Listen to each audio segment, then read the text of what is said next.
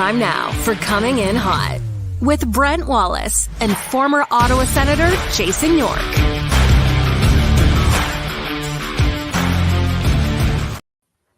Happy Thursday, everybody. Brent Wallace alongside Jason York and Sean Simpson. Happy July 4th for those who are celebrating.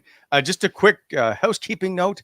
Nick Jensen is still working out, so he'll join the show in a bit, maybe 20, 30 minutes from now. So we have some Sens chatter to get to. Good morning, gentlemen.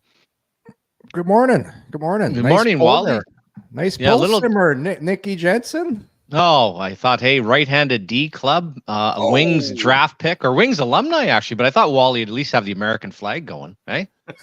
Well, yeah, that's right. I don't want to I do have a little, I guess, a note to tell. I'm going to the U.S. Embassy or U.S. Ambassador's residence this afternoon for their annual July 4th party.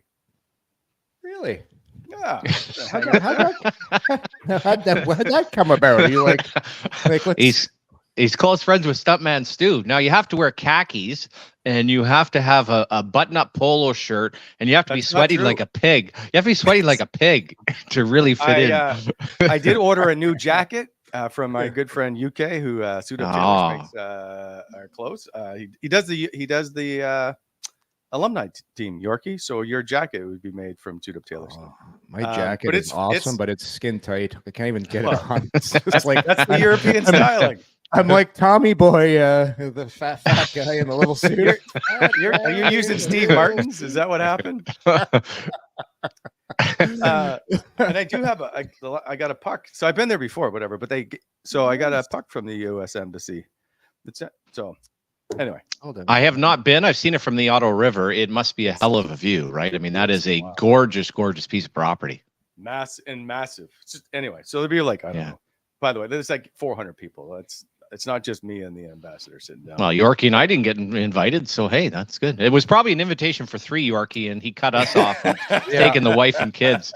Hey, and your wife and your son. Coming in hot. Leave for Sage, I'm taking. Yeah. Oh, nice. Oh, good lead. Anyway, let's get on with it, shall we? Speaking of everybody getting out and enjoying the weather, there was chatter. I know Jacob Chychrun spoke the other day about that he didn't play his best hockey, but there was a lot of chatter that he didn't get along in the room. And there was friction between him and Claude Giroux. I would like to tell you that those two played golf together. So yesterday. So not sure how much friction there is with that. It's so funny what gets out. There's always going to be disagreements. There's going to be things that go on in the room. Hey, there's fights in practice sometimes. The thing is, hockey players in general, they forget, they move on. And I think it's healthy when stuff like that happens. You get a team that's just like sits there and everybody agrees, this is fun. Hey, you usually don't win. Like some of the best teams ever, there's disagreements, but no, everyone's different. And I heard the same thing. I talked to some people. I heard there was no issues. Jacob Chychrun's a good guy, a good person, good family. Listen, it wasn't a good fit. Like it wasn't a good fit from day one. So you move on. Jensen's coming in. We got him coming on in 25 minutes, and let's go. I believe, though, Yorkie, there was friction in the room. And the reason I say that is, and I don't mean it on a grand scale. When you're losing and you're losing that much, and you think that you should be performing a whole lot better, then everybody gets antsy and ornery with everyone. And I believe that there was upset people in the room. Imagine you go to your job and if things keep happening the way they are, like someone's getting fired or someone's leaving the office, like that makes people uncomfortable. Now, you go back to the movie Slapshot and you think of when the plant was closing, the friction that caused in the room, and you end up, but in this case, guys, you had expectations. Here's something a little bit different, and I'll talk about Chychrun after this, but when you go into a year, guys, people actually we all expected them to be a good team. When you're out of the playoffs, I don't care what athlete you are. By the 20-game mark, when you're fooling yourself about playing meaningful games, guys, you should be pissed off. Now, as far as Jake Chychrun, it was never a fit because they didn't do their homework. Neither he or Shabbat could play the right side. And I'll be honest with you, Jake Chychrun, I'm not sure what he is. The games I watched in Arizona was up and down. He did stay healthy. He did do some good things offensively. He didn't play very well here in Ottawa. So I'll remove the locker room stuff and all the rumors. It wasn't a fit, and you wish him all the best. One of the greatest, and I don't know him well, but certainly from the dad and the grandfather, one of the greatest Ottawa families of all time. So just wish him well, and you hope it's a fit in Washington or wherever he ends up going forward. It's like when you get traded to a team, you want to put your best foot forward. You want to do what you do best, and it's like, okay, let's bring in Jacob Checker. Oh, well, guess what? We already got Sanderson, who's coming into a superstar, and Shabbat, who are left shot power play guys. So we're going to try and figure out a way how to make this work. It just people have no idea how that upsets the apple cart. It's like that's why, and I've saw so many people talk about, well, Chikrin's a better player than Jensen and this and that. It's not always about the most talented player. It's about the fit.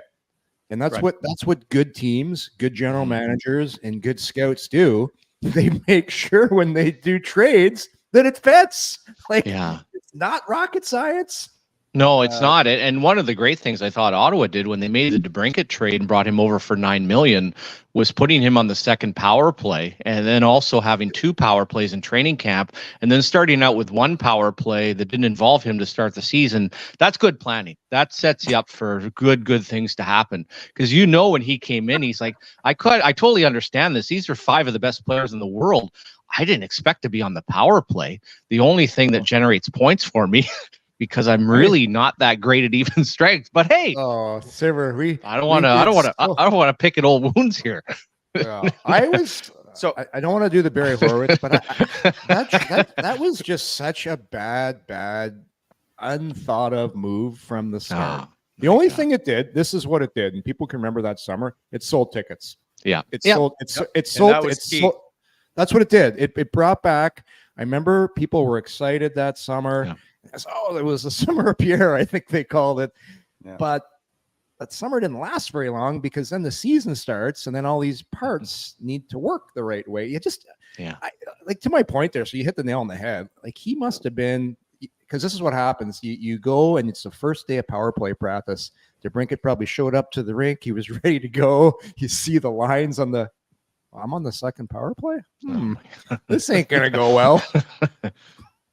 So the one thing I just want to get to, because it's come up with Jonas Corposalo a bit yesterday in his quote and with Jacob Chikrin in his quote. And it was, so Chikrin was asked what happened in Ottawa. And he said, I felt like I wasn't playing at my best, and he was a bit frustrated, but he goes, I think, quote, I think the coaching change and ownership change was tough on a lot of the guys. There was a lot of noise. It just seemed like a lot of distraction for our group.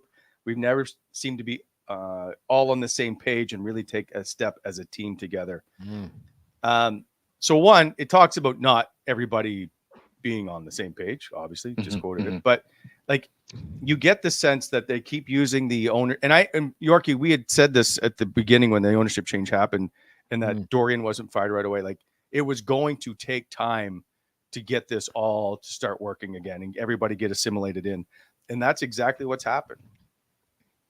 Yeah, for sure. But I'll tell you, when you're in the dressing room and you're getting ready to play the game, you're not, damn it, man, this really bothered me, this ownership change. I'm not sure if I'm going to be able to play this game tonight. like, geez, I can't focus on the game. Like, we changed owners. Like, how am I going to play tonight?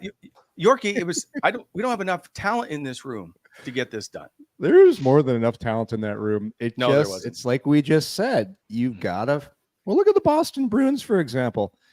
They did pretty good without a number one center. They basically took Charlie Coyle, who is a really good number 3 center, and they transferred him into their number 1 center, and they managed to win some hockey games. But they play the right way. The Sens, we heard when Jacques came in. This team does not play the right way. It was like you had to take these guys and bring them to a camp and de-wire the way they were thinking about playing the game. Of like Tim Stützle was a perfect example. All the talent in the world, but wanted to play East-West all the time, East-West. When you play East-West all the time, bad things happen. Connor McDavid can get away with it, but that's about it. So he reprogrammed him. Wingers fly in the zone all the time. Jacques had to come in and totally change how this team. That was the problem. And then obviously the goaltending was an issue too. But talent for me, it wasn't talent. It's just playing the right way. When talented guys decide to play the right way, you can win some hockey games. Yeah, and as far as going through that, I go back to Tyler Seguin when he was with Claude Julien. It is going to be the process. Nobody likes it. What's Claude doing? Putting him on the wing. He didn't trust him as a center. You're going to go through that with Timmy Stützle. And a coaching change like that, Wally, is weird because the guy's coming in. I don't know how Jacques, and I'm not saying that he's older, but how it fit when basically he's a substitute teacher. Everyone knew he was holding over, and the season was lost. It was done. Like that whole mindset. Now, as far as ownership, you can kind of back it up, you hope. I don't mind the approach that they took initially of let's assess this, let's look around. They knew from an employee standpoint where things were going to go, and they probably know what their amateur staff. People are looking and saying, well, this year's draft, I'm sure they've decided on what changes they're going to make. They've been very methodical about it, and they've been very methodical about their approach of making changes, put together the hockey team. As far as Korpisalo and Chychrun, I thought it was a little much, but again, I also respect the fact that you're talking to the media, but you're talking about seasoned veterans. You're talking about Chychrun coming in here, all the hope, all the excitement. And as far as Korpisalo, didn't perform great in the playoffs, signed as a free agent. The last thing I should be worrying about is a veteran goaltender coming in and worrying about the noise around him. Quite simply, as a goaltender, in Yorkie's point, you just got to stop the puck, and he was not good from day one. Yeah. Even look at Arizona last year. For a while, they were playing some pretty good hockey, playing in a college rink with 4,000 fans, talk all the time of the team moving. Somehow this team was pretty good I know they shut the bed at the end of the year, but they were able to do some good things for a while. It all depends on, it always starts at the top. What's the message, how we're playing, what time team we're going to be. And that's why from day one this year, you've got the new staff coming in. You've got everybody in their roles. Green's going to be the head coach. Baumgartner's your D coach. Mike Yeo is going to be your tactician. He's like your guy that's very organized. You got Alfie in there. So it's a new plan. You got the goalie. So I'm thinking things are going to be better. It's going to be a better start, but it always starts at the top. The old staff, you had 3 head coaches on it. It was doomed to fail. Now everybody, and like Travis Green got to pick his staff too. So it's going to be much better from the start. All right, we're moving on. One is Shane Pinto. Okay. So the roster's basically set. They could really use a 4th line center, if we're being honest, although Michael Amadio can play center. He can. But I still think, and we put Ostapchuk there, just I'm going to call it a place filler for now because I don't know if he gets it, but yeah. I think of what they've done. So here, let me do this. Here's this year's lineup. Okay. Here is opening night last season lineup. The ones in red are gone. Is your lineup better today than it was on September the 11th? I think it is opening night. What do you think, Summer? What do you think? Well, again, as far as the placement, I hate one of the things when you use depth charts, and I'll go back to in Washington at one point on paper, we had Robert Lang, we had Yager, we had Bonder, we had Gonchar, we had Kolzig. Go back to some of the old Ranger teams, people will pull up rosters and say, wow, that must have been a great team. Well, where were the players at? How did they end up fitting? When you look at the roster, and I'll say for Tarasenko, I didn't think he was going to be very good. He was a good player for Ottawa. We'll see how that goes with Perron. But as far as placement, as far as roster, you have Jensen now. You have a legitimate top 4. They didn't have that last year. Quite simply, the situation that you have in goal, and will Korpisalo play well in Boston? Possibly, but there's nothing in his past that makes him a Vezina Trophy winner, an all-star goaltender. He could be serviceable as a backup. You're much better in goal. You've got a top 4 defense. You've got alignment. And as far as Mr. Amadio, if all of a sudden at $2.9 million, you decided he's your 4th line center, somebody made a major mistake on bringing him in. So I like what they have. Is it super sexy? Maybe not. Is it functional? Is it going to be well coached, organized, everything else? I like where they're at a little bit better than last year, but I'm also not kidding myself. Would I lock this team in to be a playoff team next year, boys? No. Yeah. Go ahead, put the board back up there for a sec with the lineup. TJ, here's why this team's going to be better. Good teams are deep down the middle, so this team gets automatically better because your guys down the middle have another year under their belt. It's so important for centermen to have some experience. And this is still a really raw group down the middle. But Stützle's now, he's coming up to around 300 games. So around the 300 game mark, you've kind of got the lay of the land in the NHL. You know what to expect. You've pretty well been to every rink in the league. Not too much is going to surprise you now. So automatically, Tim Stützle should come back this year, be wiser for the lessons he's learned on how to play on the defensive side of the puck. Like, they started using him on the PK, and he did a pretty good job. So he should be great summer of training, stronger, bigger, wiser. And for me, wiser is the key thing there. He is uber talented. We all know that, but he should come back a wiser player this year because of the experience, learning some things under Jacques on how to play the right way, and having a Pinto for a full year, guys.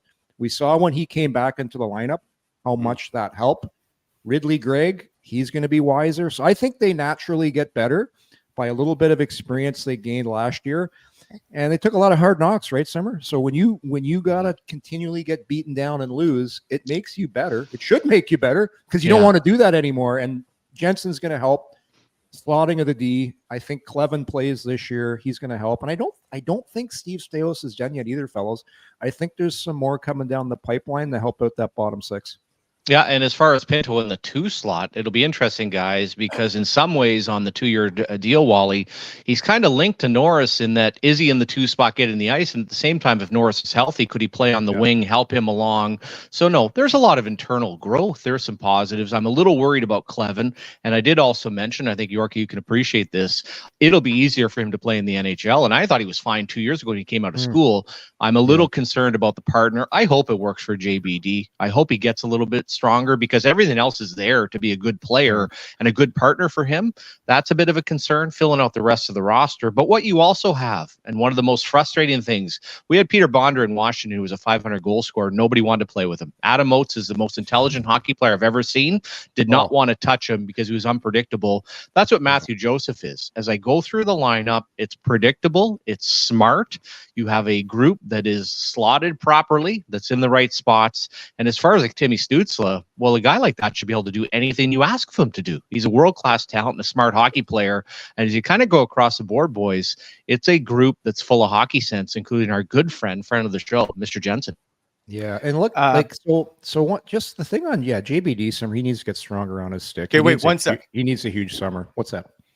Just one. Nick Jensen's going to join us shortly if you're just tuning in. Number 2 is I have a tweet last night that someone, and I meant to get this in before so you guys can talk about it. But here's someone wanted to know. I think Sens fan 56.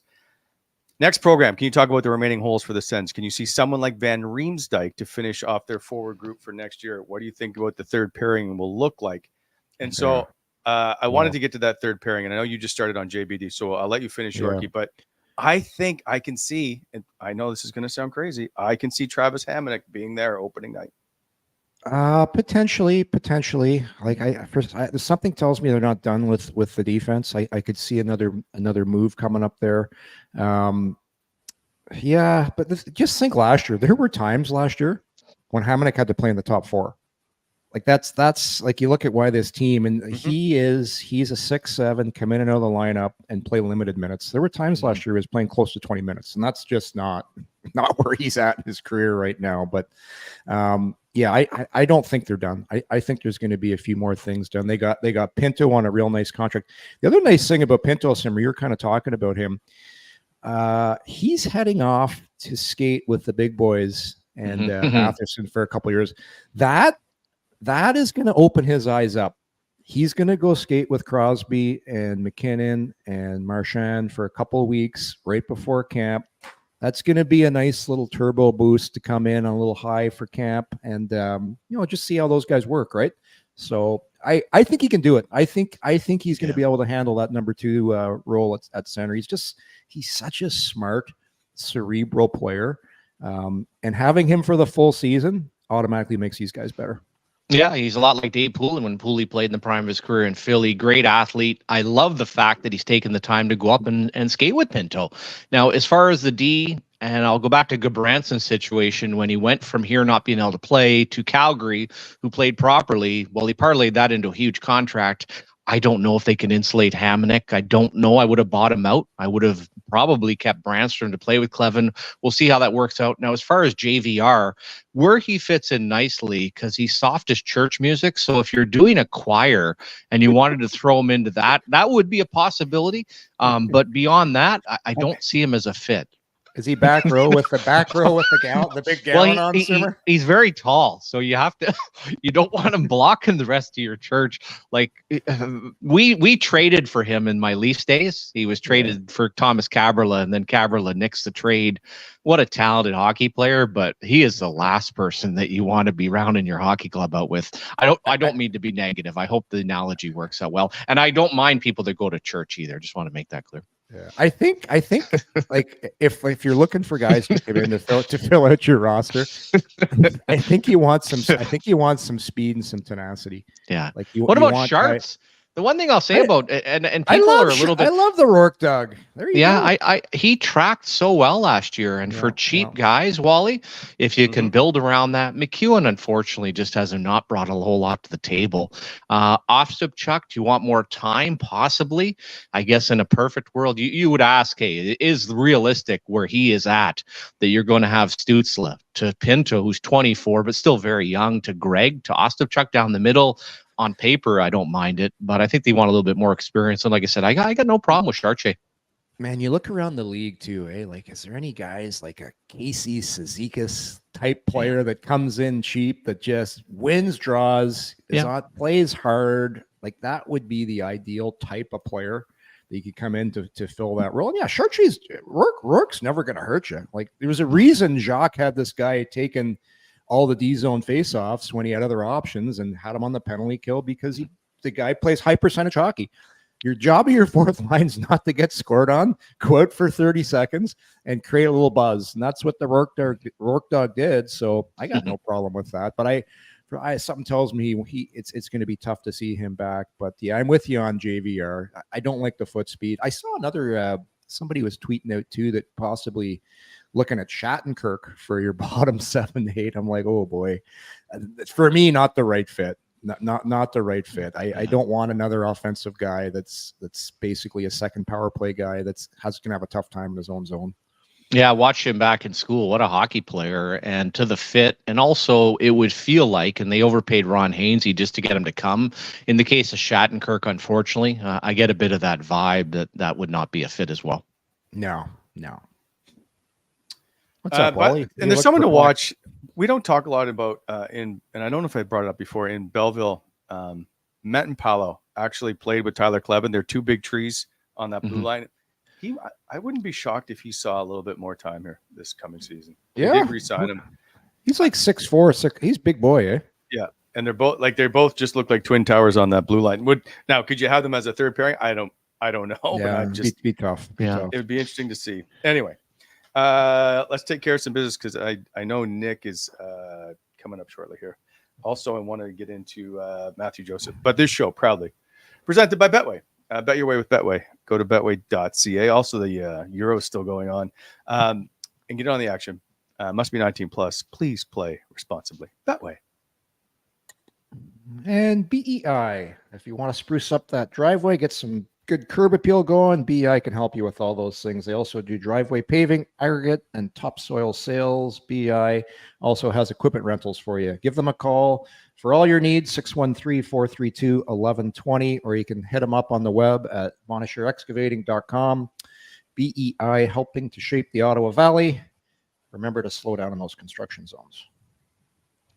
Matthew Joseph. So Yorkie, the other day, 2 days ago, you and I were just on the phone chatting about the show, just blabbing away. And you're like, well, Shane Pinto, he's got to get 2 years, and it's got to be a 3 and a 5. And I'm like, all right, whatever. And then you said, well, they're going to have to trade Matthew Joseph today, and blah blah blah. And all of that happened as soon as we get off the phone. So we played a game of process of elimination. We went through the roster on the phone. We're like, he's getting traded. Like it is what it is. There's really no other move you could have done because you're not. If you go down the roster, it's like, yeah, it's got to be him. And I think the situation turned out that way too because he didn't have a good end of the year.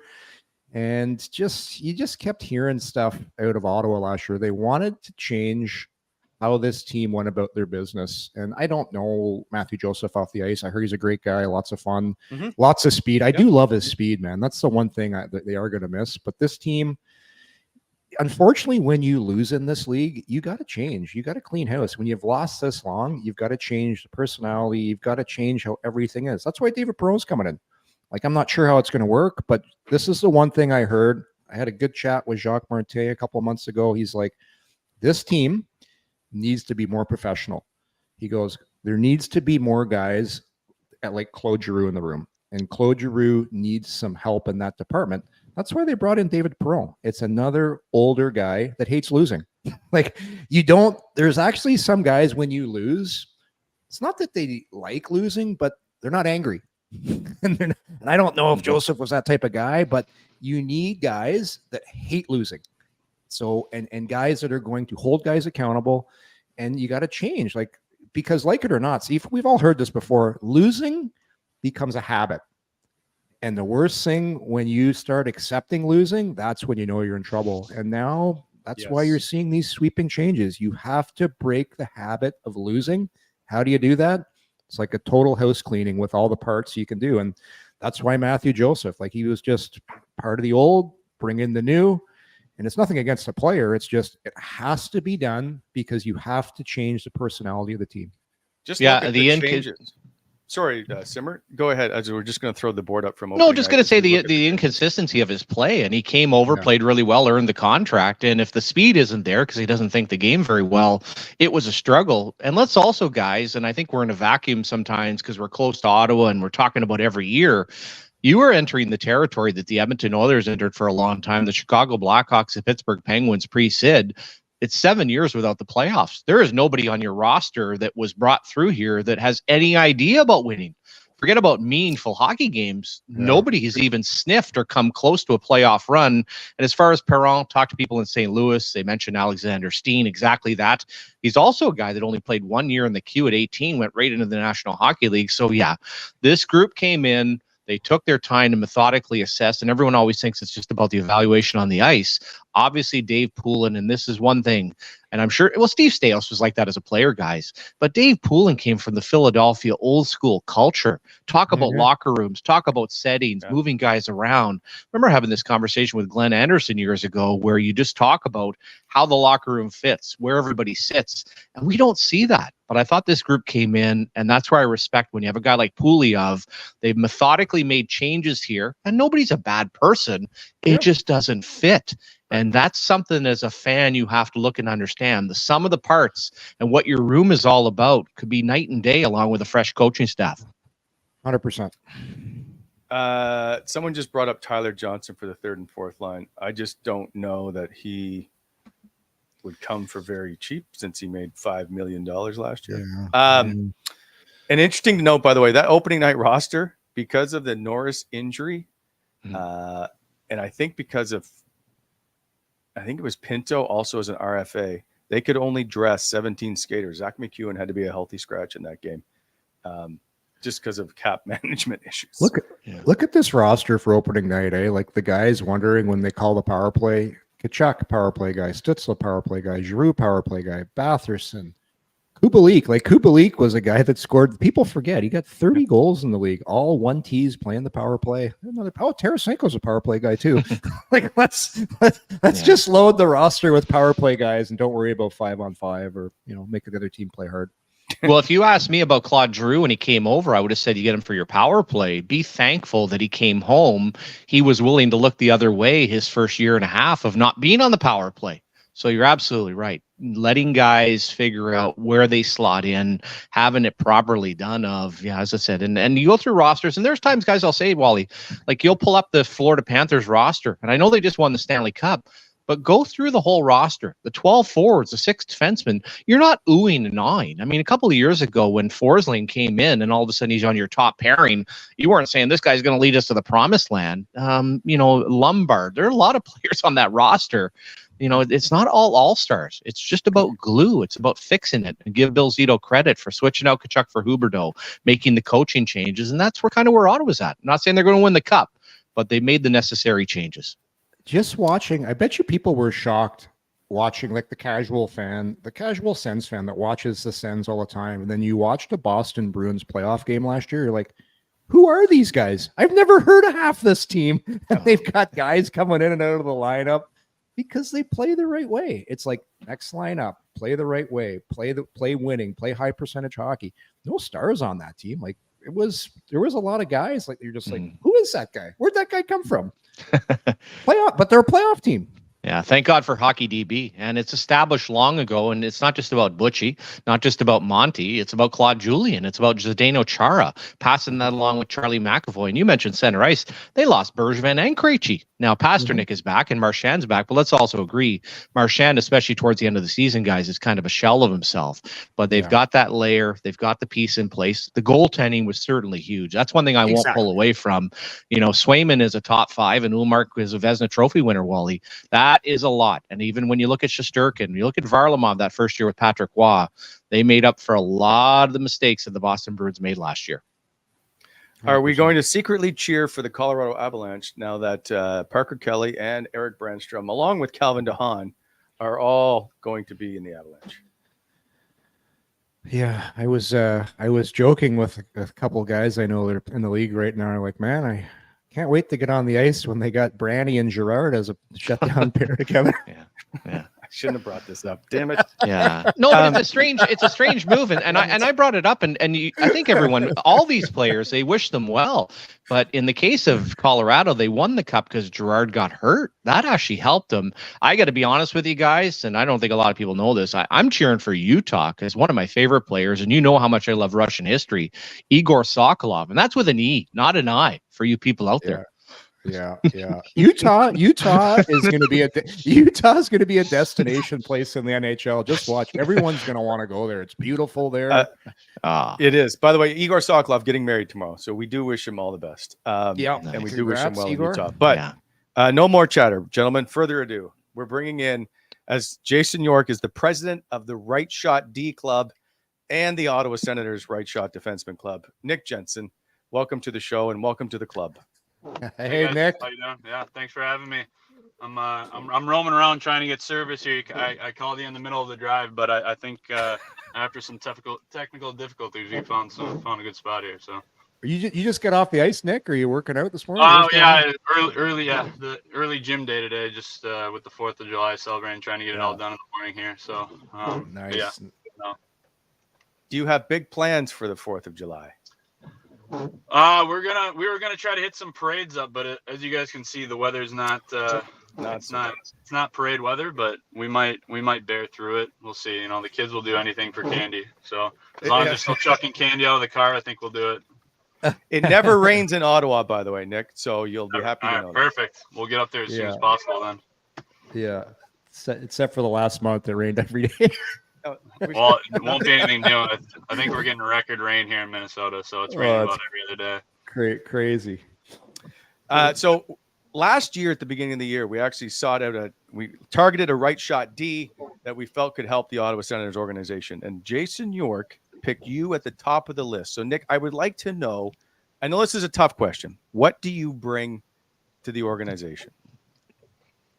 Yeah, I mean, it can be a tough question. I think it's pretty simple for me. I feel like just because I do try to play a simple game. If anyone's watched me, but I mean, two biggest things for me are, you know, work ethic. I think every player, you know, has a daily choice to come to the rink. Some days you play games, you know, your passing, your stick handling, your hockey IQ, the way you see the ice, it can come and go at times from my experience. But the one thing you can kind of do consciously day in and day out is bring your work ethic to the maximum level that it can be at. So I think that's one biggest thing for me that's always gotten me through the highs and lows of this league. That work ethic and then competitiveness.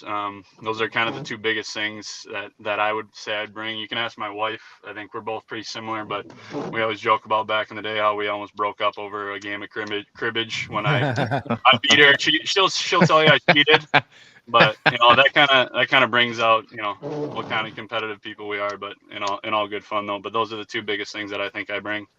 Nick, I heard your wife's a pretty good athlete. Was she a basketball player? Yeah.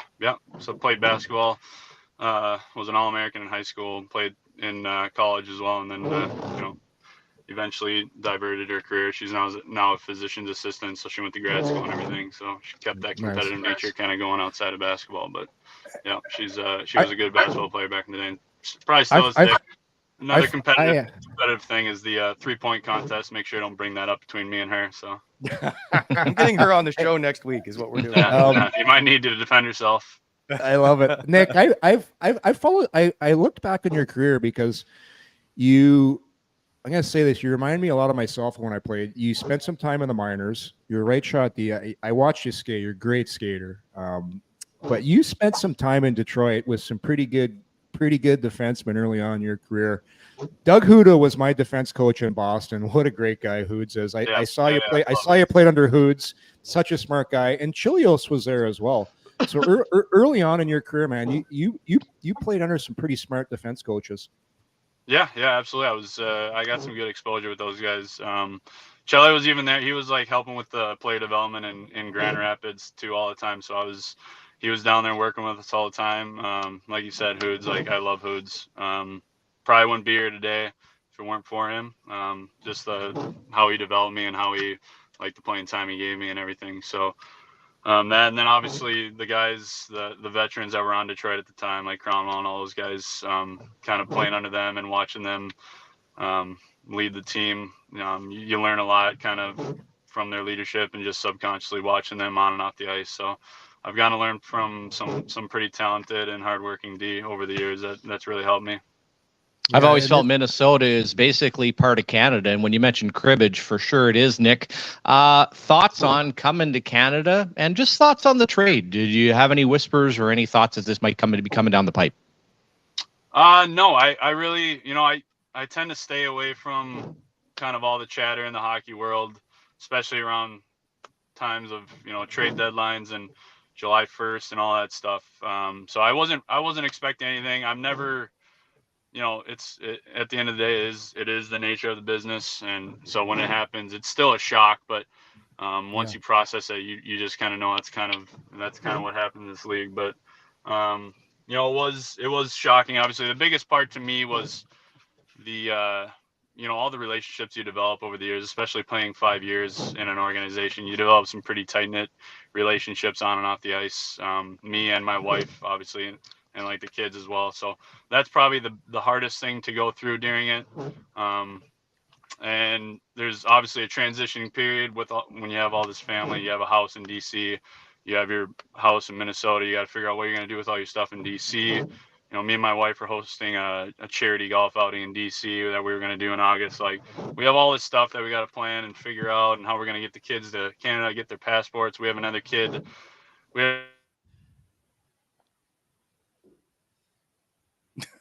Now it's always at the best time. We're going to deliver something.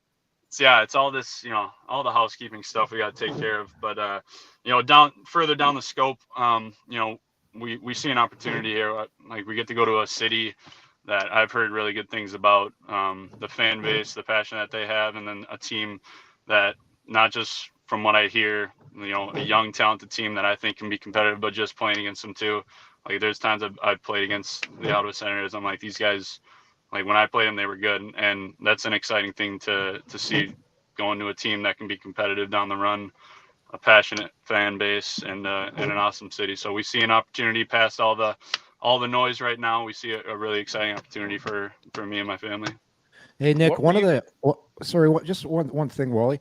One of the things everybody's been talking about here, and I'm sure you're familiar with the D here, you got Jake Sanderson, who's a really good up-and-coming young defenseman, left shot, and Thomas Chabot.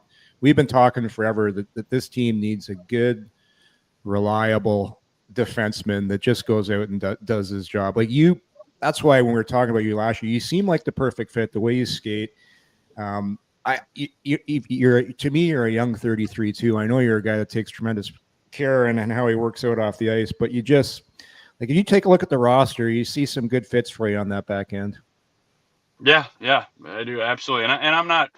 I know there's some guys that like to analyze the league and every players, and I do know, like those names and everything, and they're extremely, extremely talented. And, I kind of see it as, my job is when I play with guys like that is I go out there and compete with them. But like, my job a lot of the time is to get the guys like that the puck, So that's kind of what I see in guys like that. I give them the puck and I let them do their thing. And, I think that is kind of the dynamic that I see on the back end for myself and my role. So it's definitely exciting to be able to play with players like that.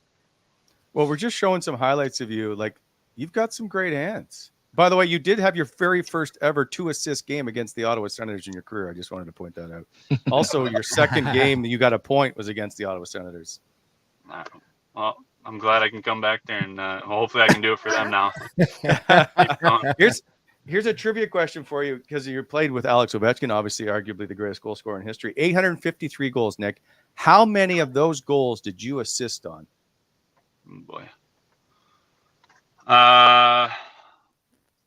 Honestly, I don't think a lot, but probably I'll be conservative. I would say under 5, probably 4. That is correct. It's 4? It's 4. No, all secondary assists, but yes, 4 goals. And by the way, empty netters. Your first one with him.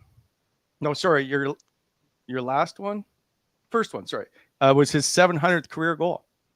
Yeah, I do remember being part of that. That was a good one. That was one of the ones I was counting in my head. So yeah. Nick, do you think he plays until he breaks the record, or do you think he'll break the record? Meaning Ovi. Yes, and yes. I mean, he like, obviously you can see what everyone. It was kind of everyone was kind of getting a little scared a little bit there at the beginning of the year last year, but then you can see when he turns it on, it's just like it's like a flood. It just happens, and he's been doing that his whole career. It's not an outlier.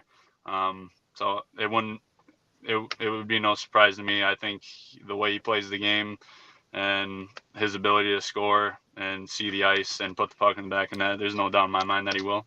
And I know he's motivated to do it, and he has the ability, obviously. So I definitely believe he can. I tried to go through your hockey DB. I don't know if you have any relationships with players in Ottawa. You may. Who also, aside from that, who's reached out to you to have chats? In the organization? Yes. Or even you go with players if you want. Yeah, players. Yeah, I mean, I from the get-go, everyone's been super welcoming. I've been reached out by, obviously Steve Stales reached out right away. Travis Green reached out right after that, and then obviously Brady, Drew. I just got a text from Shabbat. They all were reaching out. Hamonic, another guy. All the strength, the strength trainer there, the head athletic trainer, and I still got to get good with names, so I'm rattling off my head to make sure I don't. That's probably Robbie. Yeah, and athletic trainer. They're already sending me gear. They reached out right away to make sure I'm getting in the right gear while I'm skating here in the summer. So everyone's been super welcoming, and it's very reassuring. Obviously, it can be scary going to a new team, but when everyone kind of reaches out and kind of takes you under their wing like that, it's very welcoming and very reassuring that you're wanted there and you're welcome. So that was good. Do you know anything about Ottawa? Honestly, the unfortunate thing is that every time I used to come and play in Ottawa is that we kind of stay at a hotel, not in the city, and all I always hear is Ottawa's like a great city, like in the right parts, but we stay in kind of a desolate area, not much going around, so I don't really get the feel for it. So I don't really get the real feel of the city, so my perception of it isn't. I just have no judgment of it right now, just because I've never really been, So my recollection of it is I go there and I stay in the hotel that doesn't really have much around it, and I go to the rink and play, and then we leave. So I'm excited to actually experience the city and the things around it, and the guys that have reached out said it's a great city and great for kids and everything. So, and I've bared a few snowy winters myself in Minnesota, so it's no stranger to me as well. So, that won't bother me. So I'm looking forward to it though. Nick, 2 kids? You have 2 kids? 2 kids, 1 on the way. Yeah, 2 boys, 1 more boy on the way. So. Oh, congrats! My wife's going to be in one for sure. Oh boy, when's the due date? It's September 21st is the due date, but somewhere. By the way, it's September 1st. Sorry, Yorkie has. This is the time of the show where we tell you Yorkie's house is for sale. It's very nice. It's in a really nice neighborhood. We can get you hooked up right away. Good schools, Nick. A sweetheart deal. Yep, no commissions. We'll talk after the show. All right. Awesome. Don't worry about the transition from the Canadian dollars. He'll do the math for you, Nick. Nick, I've been to St. Paul and Mini. I'm going to say Ottawa is a lot more like St. Paul, so you're going to absolutely love it when you look at that. Captain-wise, you came into, obviously Ovi was very established. Do you now look at yourself as well? The opportunity to come in and support and not mentor, but certainly support a guy like Brady Tkachuk, who's a young captain and lots on his plate. Yeah. I mean, I would definitely try to, like, what I've learned over the years and leadership wise, the leadership role that I play is usually a lead by example type of thing. That's where I kind of talk about the work ethic and everything. So, and on and off ice training.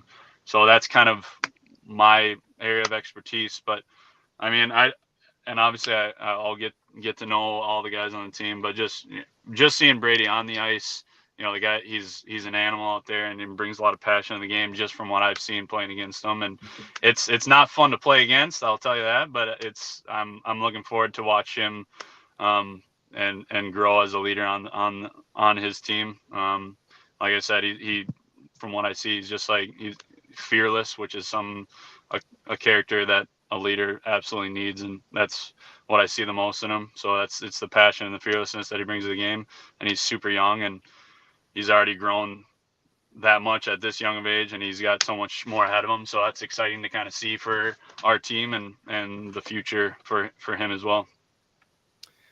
Nick, there's one I just want to ask you about. I'll call it the incident near the end of the season, which effectively ended your year because you didn't get back into the lineup. Although I think you were cleared to play the last game of the season, possibly against the Rangers, Game 4. So for those who don't know, you get hit by Isamont against Tampa. You end up being stretchered off, but you walked out of the arena that night. So I just want to make this very clear. But just what was that like to go through for you? Yeah, I think it was a lot scarier for everyone from the outside looking in. My recollection is I got hit and then woke up probably 5 seconds later. I think I was out for a little bit, but I was like, I'm just gonna get up, because like that's what you do after a hit. I'm gonna go get off the ice. I'm just gonna get up, get on the bench, and just kind of regroup.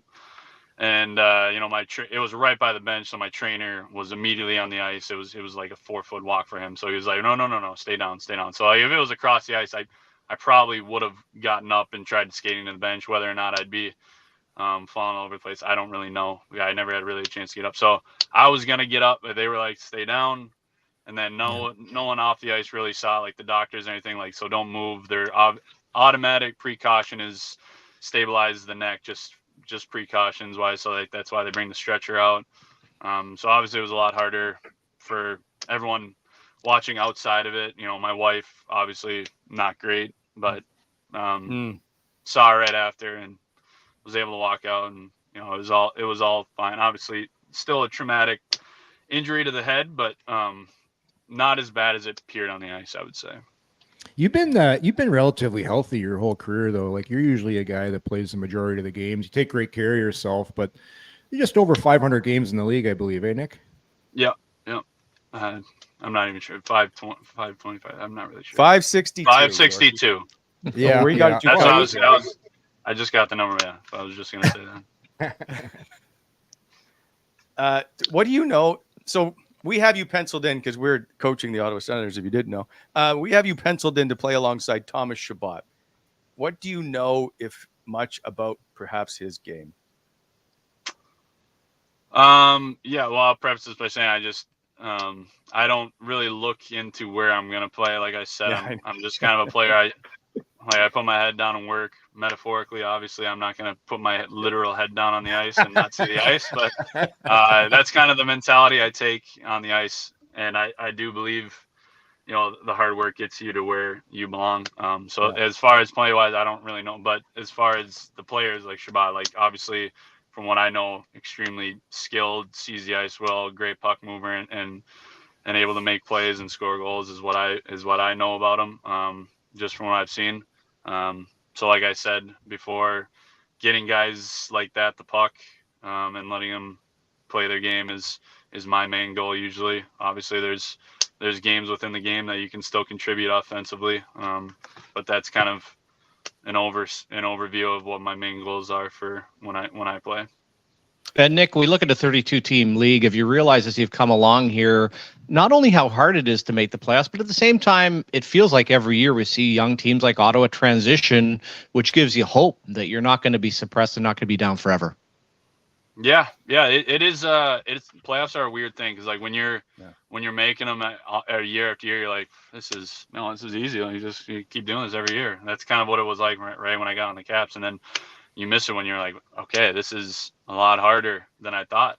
Doing playing that whole season and grinding to get a playoff spot like we did this past year, and but yeah, like seeing the potential, like I said, that we have in Ottawa is exciting because you got young guys and all you need. I think when you have young guys that really kind of break out, that's when you kind of make that transition from kind of we're on the cusp of making the playoffs, and then a few of those guys have huge years, and that's kind of what you see. It's it's a little different when you have a veteran team where guys are all established and they're always having big years. That's kind of when you see the teams that are making playoffs every year. But I think our team is really close to that. I see the skill that we have and how young we are and the leadership we have, and the goaltending. I think the pieces are there, and we just got to put the puzzle together this year.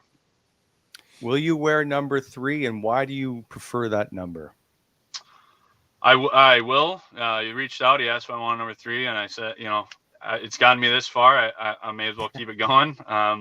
Wasn't always my number. That was kind of the number that was assigned to me when I was in Grand Rapids, Detroit, and they just kind of gave me that. And I was never one at that time to be a high maintenance player. I'm not gonna, go to them like, hey, I want to switch my number and stuff like that. I didn't want to be that guy at that time, and they gave me 3. And I was 14 in Grand Rapids. I went up to Detroit, gave me 3, and at that time, I don't know what my career is going to look like. Some guys get called up all the time, play a couple games, go back down. I wasn't going to come up and be like, I want to switch my number right away. It's like, I would never do that because that's just not the kind of player I am. So, I'll say that, Nick, out of respect to you in Washington, when I got drafted in 1986, Scott Stevens wore number 3. So that right there is an elite club to end up being. You used the word potential earlier. Want to get some thoughts on? You were playing for the Green Bay Gamblers, and your coach was John Cooper. Did you expect old Coops back then? Did you see the potential in him to become one of the most, if not the most respected coach in hockey? Yeah, honestly, I did. Like at the time, he had just gone from the NA, and then he goes to the USHL. I think the Gamblers were the year before I got there, which was I was the 2 years he was there was the 2 years I was there. The year before I got there, I think the Gamblers were like 12-40 something. Like that was their record, like not good. And we don't win it that year, but we did really well and made playoffs, and then win it the next year. And I could just tell by his coaching style and the way he saw the game, and and the way our team performed, obviously, like he was going to be successful, and it wasn't really surprising how quick he was moving up the ranks there. Obviously, you can never predict how successful you're going to be, but seeing him at this point, I'm not overly surprised, to be honest. So are you a Packers or a Vikings fan? A Vikings fan. Yeah. I love Green Bay. It was awesome to play there. I did, and I went to a few Packers games, and it's a really cool city to live in and everything, and look back fondly upon it. But I can never, the rivalry there. And I'll preface this by saying my year doesn't get ruined when the Vikings lose to the Packers like some Minnesotans, but I'm always rooting for the Vikings and all the Minnesota teams. Yeah, okay, I've dug up a couple of things. One, and I was going to get back to you're a big fashion guy, I'm told. Is that correct? I would say my interests are not fashion, but I would say as a mix of, I like to be presentable, especially when it comes to suits and stuff. I don't just schlock things together. I'd say the other half of that is my wife is very fashionable. So it's kind of a meet in the middle thing where I'll give a very dry kind of look at what I should wear, but she'll really put like the finishing touches on it. I'll put the overall looks together, but I would say of the two of us, she's obviously the fashionista. But yeah, I mean, I appreciate a good look though. It says something to me. So I'm going to go back to your wife for a sec. Because if I read this correctly, you guys have been together since you're 5 or have known each other. Sorry, since you're 5 years old. Is that correct? Yeah. We did. We grew up in the same town, same neighborhood, so we always knew each other growing up. All the way up through high school, and then obviously that's when we started getting a little closer later in high school. So, how competitive are you two exactly? I would say extremely competitive, especially back in the day. When there was more leisure time, there was a lot more games, a lot more competitiveness to be had, and she's obviously a competitive person. Otherwise, that competitive nature wouldn't be there. It's two sides of it. Obviously, you can't have one competitive person and one that's not. So everything we do, there's a lot of competition there, but at the same time, obviously, we support each other just as equally. So, is she a trash talker? Well, she can be. Yeah, she can definitely be. I don't know if her trash talking skills are as. I think that it could use some work sometimes. Like I can mentor a little bit, but it's similar nature as me. Just like very, very competitive in the fact like I'm not gonna lose type of thing. You know. Do you play cards? What's your plane kind of experience here? What do you do on the plane when traveling? I used to play cards until it started to be where you got on the plane and I had to play. Like when I didn't have to want to play cards, I had to play cards. And I was like, sometimes I just want to sit there, especially if it's depending on where we're at, how the game was, how tired I am. Sometimes I just want to sit on the plane and watch a movie or do something. We had a Switch group going, a Nintendo Switch group going where we play a little Mario Kart in DC there. There would be some argument of who the number one Mario Kart player was, but I would put myself modestly at the top. Trevor Van Riemsdyk would disagree, but I think he's cemented in the 2-3 spot down there. Hopefully he'll see this podcast. I'll make sure I have him tune in. He can listen to it. But yeah, that's kind of, other than that, I just like to either relax and watch it. I don't really play cards unless people absolutely need me. Guys will play the 13 up, 13 down, which I know how to play. So if they need a spot to fill in, like I could, but that's kind of my travel routine is kind of just relax, watch a movie, or just sleep. Have you looked at the schedule and see that you don't play Washington? I don't know if it matters until January 16th, and then you're not in Washington, I think, until March 3rd. Yeah. So no, if you haven't gotten it by now, I'm not a guy that's really looking too far ahead, especially in hockey. So you could probably go during the season, and guys will be asking me who we play 2 games from now. I'm not sure I can answer that, to be honest. So that's just how I approach hockey. I don't one game at a time. I know who we're playing next, and unless there's some reason I'd be looking ahead, but I'm not always looking at who we're playing 5 days down the road. I'm not always looking at the standings. It's just kind of a one-day approach for me usually, and it's kind of how I always approached it. Nick, you're obviously a big family guy. Do you feel pretty lucky to have played in Detroit, Washington, and Ottawa in comparison? God, even in living in Mini, but seeing out west, what a different travel schedule that could end up being. Yeah. I mean, I haven't really thought about it, but I mean, you're absolutely right. Yeah, like having played in the cities I am and I have, and I feel extremely fortunate. And obviously, at the baseline, just being able to play in this league is enough fortune for me, to be honest. Being able to play this long in the league, so I mean, it doesn't, in my eyes, doesn't really matter where I play. If you're playing in this league, you're extremely lucky. Do you have the same pregame meal? The day of or the day before? Oh, let's go day of. Day of, yes. Just because the last 5 years, like we've had like a meal. We have a team meal kind of at the rink. So like you have the same stuff pretty much you have on the road. So yeah, I'd say I have pretty much the same meal every game. Sometimes I'll switch it up if I'm really getting sick of what I'm eating, and maybe combined with maybe few bad games. That's good warrant to switch it up. But mostly eating the same thing. So what about the day before? Usually not really. I'm not superstitious, not strict at all, but I like to have similar stuff the day before, similar to the day of, just like some type of I usually like to have pasta and like chicken or steak with it, something similar. My wife usually does make something.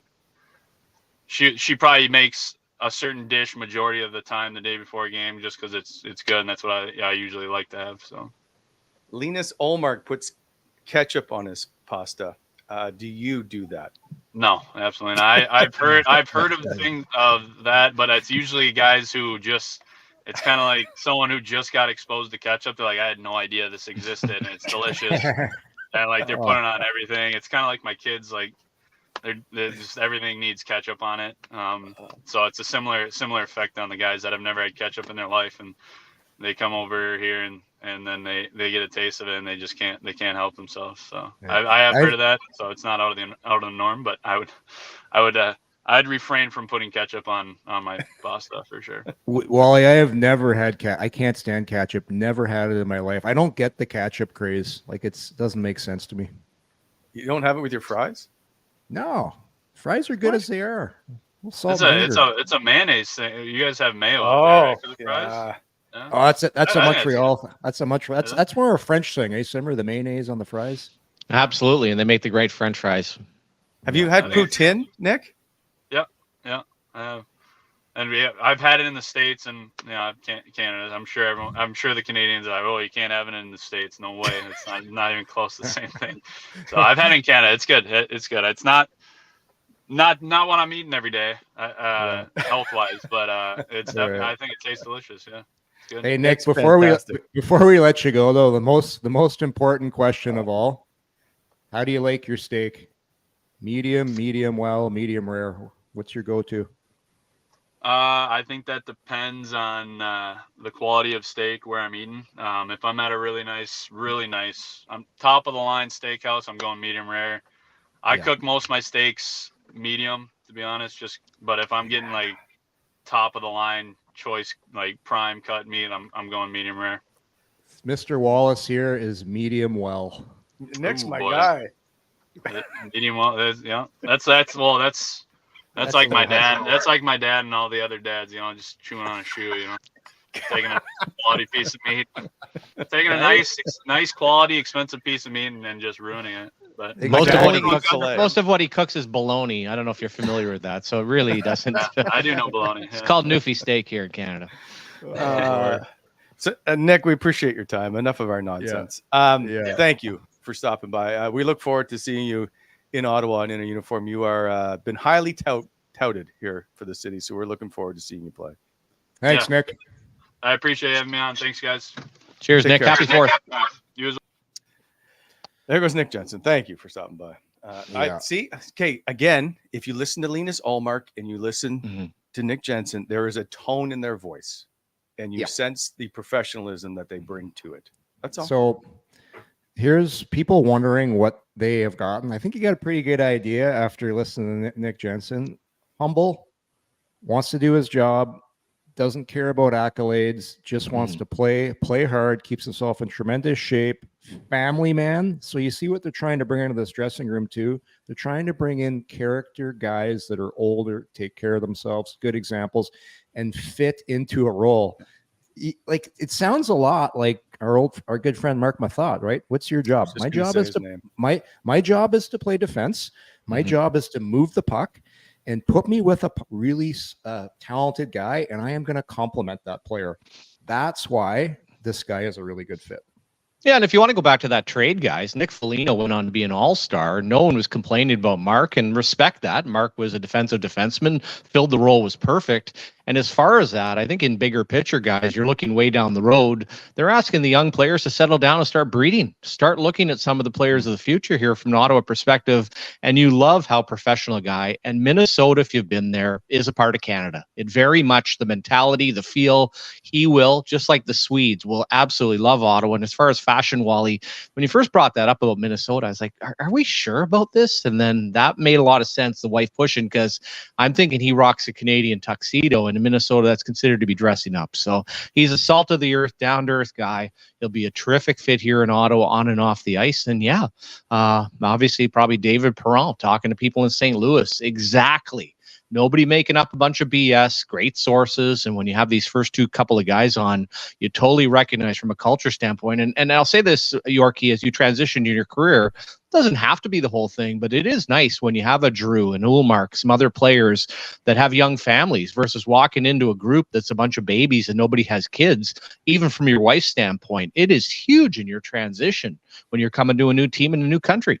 Yeah, it works both ways. The older guys get energy from the younger guys, and they come to the room, and you kind of live vicariously through the younger guys. You listen to their stories, and then the younger guys see how the older guys lasted this long in the league and what they're doing right.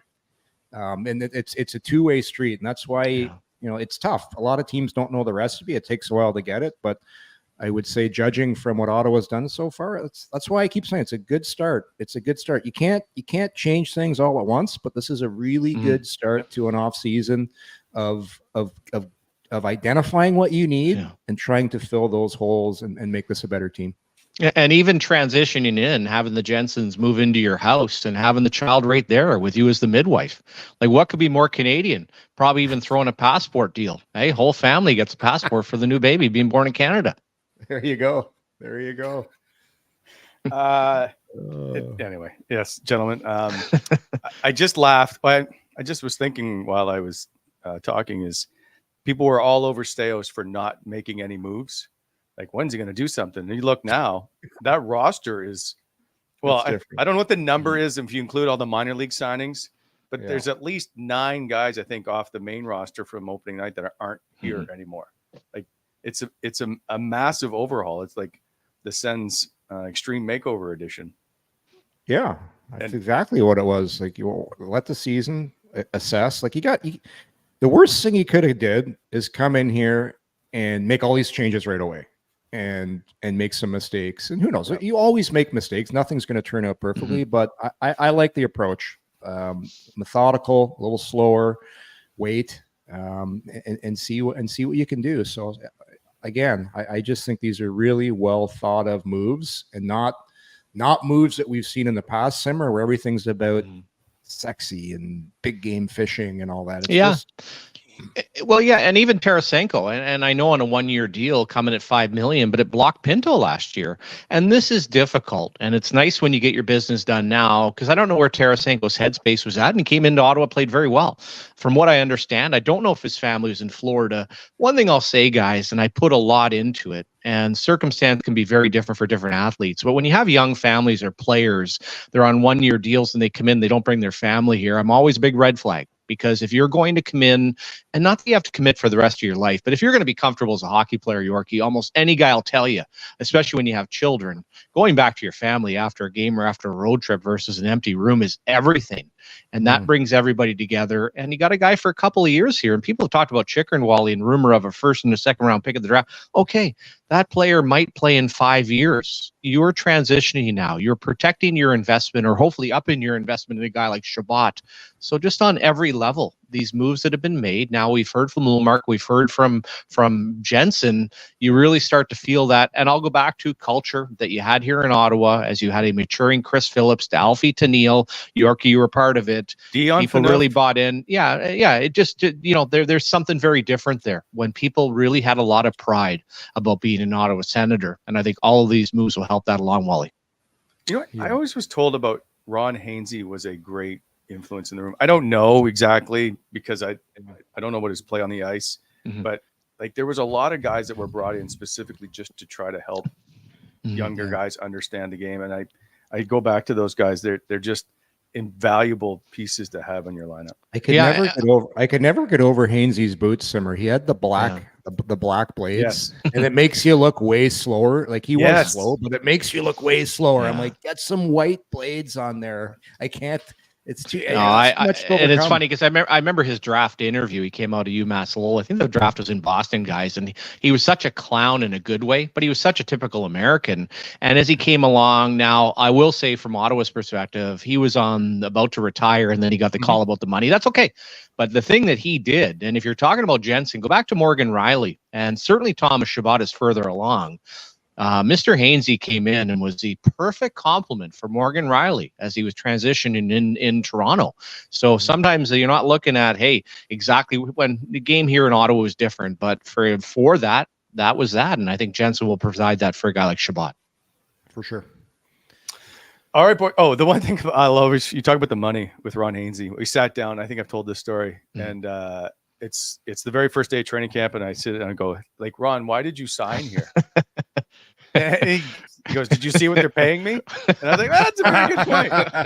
Yeah, that was one of those ones, Yorkie, where I think the gear was already in the garage or even on the lawn for not even for sale. It was more of a take it if you want it. And then he's like scurrying back, trying to get his gear, realizing that somebody gave him a contract. But that was the spot that Ottawa was in at the time. And Matt Cater, his agent, made a nice little chunk of chain off it. Absolutely. All right, boys. Enjoy the golf course today, Yorkie. We are back Monday, which I think has another guest. Should be. Thursday is another whopper of a guest, if everything pans out. We were going to take the week off, but for you, loyal listener, we are back. Oh, and I know they're not a sponsor, but there is a video at a Burger King of one of the employees beating up a customer. So speaking of Whoppers, anyways, thought I'd throw that in there if you want to do something to your day, Yorkie. By the way, Monday we're announcing a contest. Okay. I know how big you are on social media and different types of videos. So Wally still has to watch the Hawk Tua video. I broke down last night and had to watch some of it. I had no choice. You roped me in. Taking over the country, maybe the world. There's like a Hawk. Now they're making Hawk Tua remixes. It's DJ, put your finger on the button. We're gonna have to slow this thing down. All right, see you on Monday with more cooking tips. All right, cheers.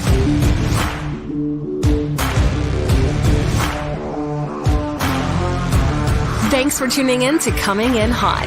If you enjoyed the show, hit that like button and be sure to subscribe to never miss an episode.